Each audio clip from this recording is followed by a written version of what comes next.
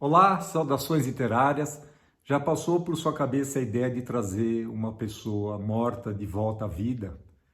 Pode não ter passado, é uma fantasia, mas isso mexeu com muitos escritores e isso já faz séculos.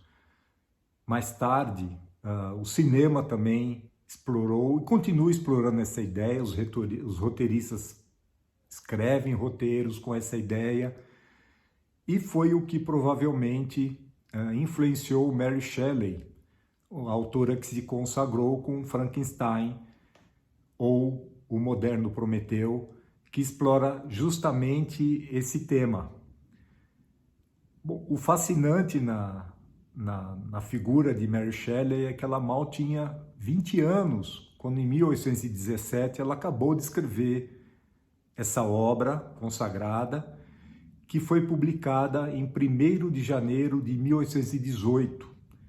Duas editoras já haviam recusado a obra e, finalmente, uma pequena editora de Londres publicou Frankenstein em 3 volumes e 500 cópias. O número de cópias não importa muito, porque, pensando em 200 anos atrás, 500 cópias era até um número razoável para um autor estreante. Mais do que isso, anônimo.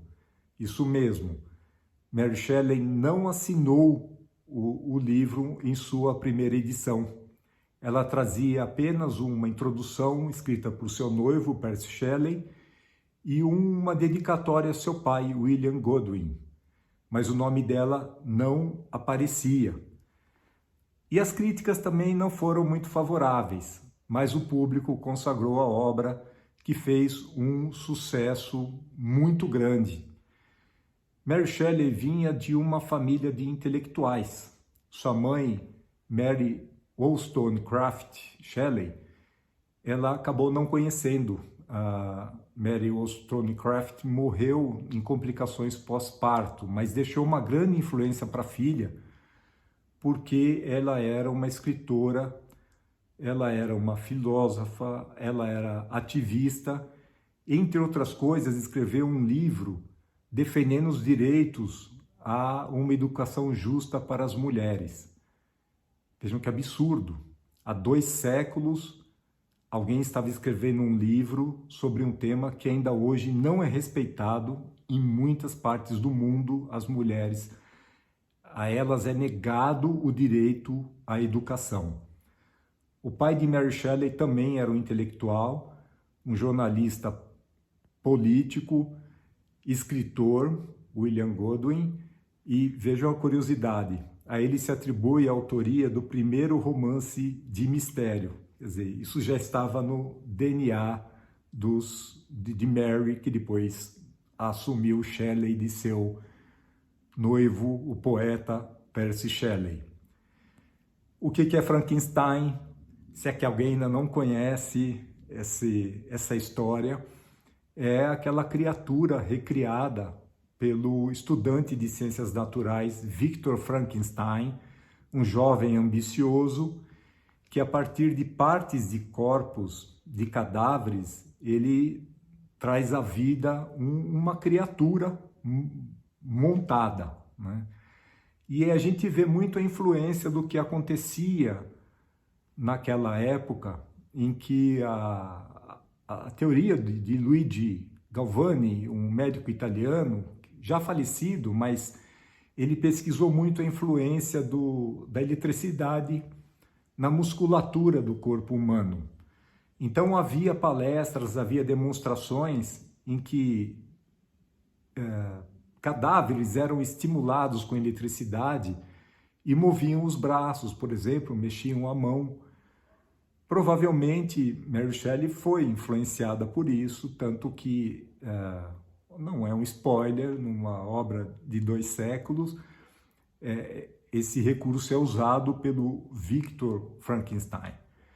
Bom, Frankenstein, o moderno Prometeu, é um típico terror gótico, um romance de terror gótico, em que traz vários temas bastante densos na narrativa. O dilema moral entre entre o Criador e a criatura, né? O sentido de trazer um ser de volta à vida. Então, há ali nas entrelinhas discussões de religiosidade, a intolerância, a injustiça. O que não há é Mary Shelley chamar a criatura de Frankenstein, né? Ele não tinha um nome, ele é sempre tratado como criatura, desgraçado, demônio, monstro, mas nunca como Frankenstein. Frankenstein era o nome do pesquisador que o criou, né? De onde vem Frankenstein? Era o nome de uma família, de uma região com o mesmo nome, uma região entre a Polônia, a Alemanha, a República Tcheca, e é possível que Mary Shelley teve contato com uma das pessoas dessa família e se inspirou no nome para criar, batizar o médico que cria o monstro. O que é importante, o nome da criatura, o real nome dela, não. Isso acabou sendo consagrado pela cultura pop, né? O cinema se apropriou do personagem, há vários filmes, alguns aí vão fazer 100 anos, se já não fizeram, e se tratava a criatura como Frankenstein. Então todo mundo se acostumou com a ideia do monstro se chamar Frankenstein. Isso não tem a menor importância. A importância é que quando a segunda edição do livro foi lançada em Paris, em 1823, aí sim ela já trazia o nome da autora, Mary Shelley, como criadora da obra, assinando a obra, né? A primeira edição não traz o nome dela.